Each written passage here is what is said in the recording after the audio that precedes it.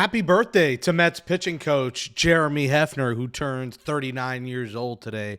Jeremy Hefner managing a starting rotation that could determine the Mets season. And one of those guys in that rotation who I think makes the opening day rotation is a guy who found his thrill on Blueberry McGill.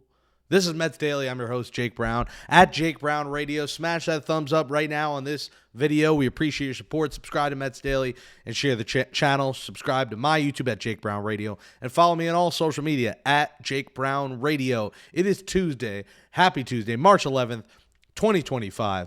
Again, 3 comments below will be read on tomorrow's mailbag segment of Mets Daily. So give us your best comments, including on our first topic, which is Mr. McGill. Now, I've met his mother. I met his dad. Beautiful family. I've met them on the field. We had a nice chat. Very nice people.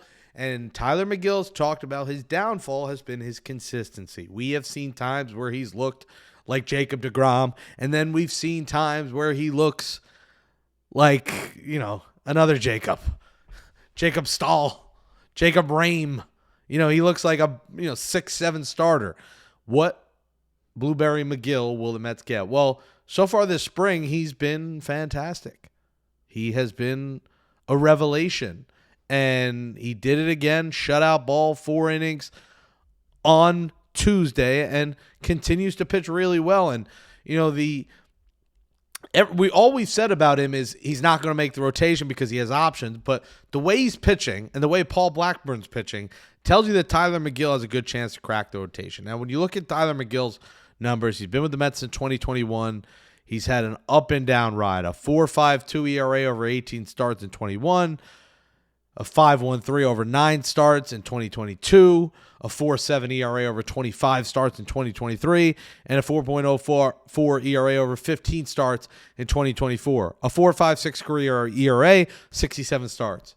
That's a quality start.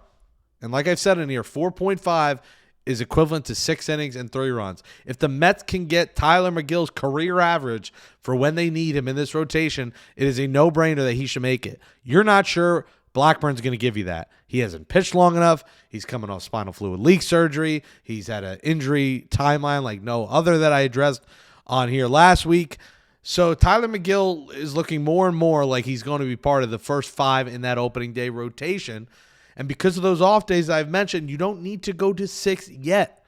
And your hope is that Sean Manaea comes back, and then you won't have to go to 6 till maybe the end of April. Maybe Blackburn never makes it. Maybe Blackburn makes it at some point. Maybe there's another injury and Blackburn gets there. But Tyler McGill is pitching his way into this rotation. A guy that won't be in this rotation, likely not this year, is Christian Scott. But good news is that Christian Scott has resumed throwing. He had Tommy John surgery in September. He's not expected to be back, but the fact he's throwing in March, again, you don't want to rush it with something like Tommy John, but man, if the Mets were in a pickle in September and he happened to be ready, he's a name to keep an eye on. Him and Adbert Alzolay, 2 guys that we assume are out for the year.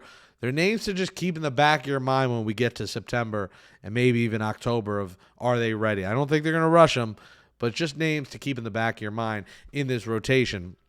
And another man of that rotation, as we talk about, is Griffin Canning, who had 3 2/3 scoreless of his own on Monday night. And Griffin Canning is a guy that, another Jekyll and Hyde player, was one of the worst pitchers in baseball last year with a 5.19 ERA in 31 starts. He gave up a boatload of homers, 31 homers.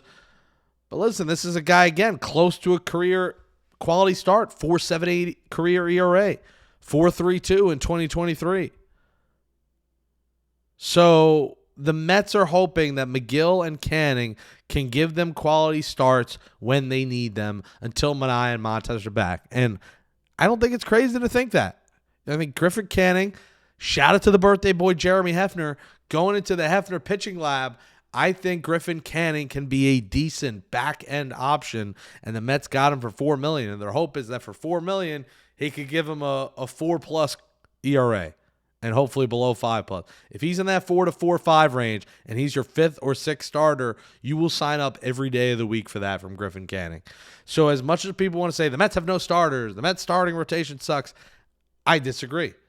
I just think there are question marks, but those question marks can turn into no question marks and just periods if these guys pitch ways they've pitched before. And Tyler McGill had a real strong end of the season. Griffin Canning has had moments. Paul Blackburn's the one where you're like, he's had moments, but they don't last long because he ends up hurt. But those are the guys. And when you talk about opening day and the rotation, right now, it should be this. Kodai Senga, Clay Holmes, who's pitching like a 1, but Senga you think is the 1. Clay Holmes as the 2. David Peterson as the 3. That way you get your lefty or right stack in the middle of that rotation. And then some order of Griffin Canning and Tyler McGill, 4 and 5. And I think that's the Mets rotation until mid to late April. And then when they go to 6-man, they'll reassess. They'll see Manaea's status. They'll see how those guys are doing. They'll see what's up with Blackburn, and they'll reassess. But it's not a problem right now for the Mets. The depth option, Jose Urena, is not going to be part of it. I mean, he gave up 5 runs today against the Astros. He was not good. Donovan Walton hit a grand slam, which I hope he doesn't see the Mets roster. But the Mets rotation looks set with those guys I just said, at least for opening day when they go to Houston, who they played and lost to today. But games matter in a few weeks when they go to Houston. We're getting close. I mean, we're getting close, guys. We are 16 days away. We're, in 2 weeks and 2 days, we will have baseball that counts. It's getting close. And that's why we can start looking at, all right, this is what this will look like. It's not too far out to start projecting what the Mets will look like on March 27th when they go to Houston. And a guy that you expect to make, that trip now, who maybe some people were worried about, is Starling Marte. It's a Marte parte, and Starling Marte made his spring debut as DH Monday. He had a double. That was good to see in his first at-bat. A double and a strikeout, 1 for 2.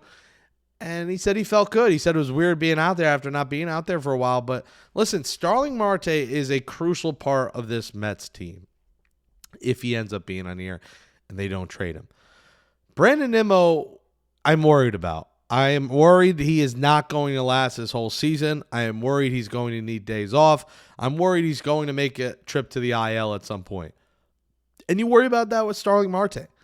But keeping Starling Marte fresh as a DH is going to be critical because there might come a point the Mets need Starling Marte to play some left field. There might be a point that happens. And to make sure he's fresh, make sure he's a DH for now with the potential that you might need him in left field at some point if something happens to Nimmo is huge. But Starling Marte, big part of the team, expected to be the starting DH against left-hand pitching. And listen, this is a guy that in 2022 was remarkable. The last 2 years, he's regressed a little bit, but he had some moments last year in the second half and in the playoffs where he came out with big hits for the Mets. This guy was an all-star in 2022. Don't forget. I know he's older. I know he's had a lot of injuries. But a healthy Starling Marte is critical for the success of the New York Mets. Another guy that we haven't talked about a lot that's critical for the Mets' success is Swaggy V. That's Mark Vientos. Vientos homering in back-to-back games on Sunday and Monday. And I think Mark Vientos can be primed for a massive year. One, he's got Juan Soto and Francisco Lindor ahead of him in the lineup. Against lefties, he's going to hit cleanup. Against righties, he's likely going to hit fifth. And with Alonso, with Soto, with Lindor in front of him, and with Nimmo in front of him potentially against righties, Mark Vientos could have a huge year and now a chance to play a full year. Remember, his first season, he only got 16 games, a little bit of a snippet. His second season, 2023, he only got 65 games. 2024, he had 111 games and hit 27 homers and 71 RBIs while hitting 266. Now this is a year where he's going to play the most games of his big league career, at least 150 plus if he stays healthy. And projections tell you there's a chance this guy could hit you 35 or 40 homers.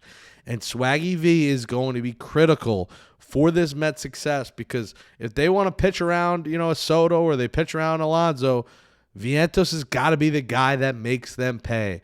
And with the guys around him, I think this could be a year where Mark Vientos really steps out on the scene. And it's more the Mets fans that take notice.